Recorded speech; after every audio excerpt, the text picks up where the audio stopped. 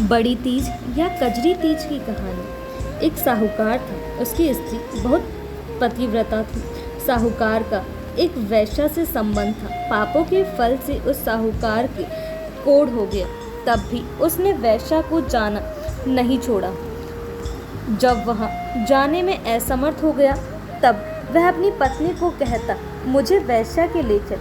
वह ले जाती। वैश्या पैसे की भूखी होती है, अपनी पत्नी के गहने ले जाकर उसे देता रहता। पत्नी चूंकि पतिव्रता थी, इसलिए जो वह चाहता वह वही करती थी। एक बार पूरी तीज के व्रत का दिन आया।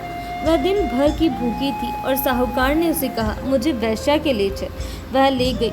उस दिन साहूकार से बीमारी के कारण चला नहीं जा रहा था, सो वह कंधे पर बैठा कर ले गई।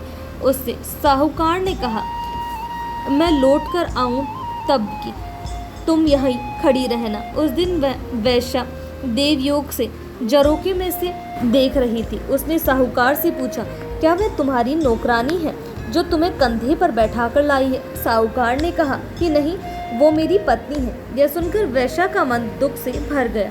उसने साहूकार को समझाया, वह लौट जाए। आज तीज है, तुम्हारी पत्नी ने व्रत किया होगा, उसे पूजा करनी होगी। तीज माता ने वैश्या का दिल बदल दिया। उसने साहूकार को उसके गहने दे दिए और लौट जाने को कहा कि वह अब कभी ना आए। उधर साहूकार की पत्नी नीचे खड़ी थी कि बरसात बहुत तेज होने लगी। छतों से पांडाले पड़ रहे थे। साहूकार की बहू मन ही मन बहुत दुखी थी। उसे तीज माता की पूजा करनी थी। उसी समय पानी में बहती हुई पूजा की सब सामग्री और नीम की टहली वहीं आ गई। उसने आराम से पूजा कर ली। तभी चांद भी उग गया। वह चांद को अर्घ देने लगी। तभी उसका पति भी वहां आ गया। अर्घ के जल के छींटे उस साहूकार के लगे, जिससे उसका कोढ़ भी ठीक हो गया। अब तो वो दोनों प्रसन्नता पूर्वक घर लौट आए। हे तीज माता, जैसे उसके दुख मिटाए वैसे सबके दुख मिटाना। कहानी के कहने वाले और सुनने वाले सबका भला करना।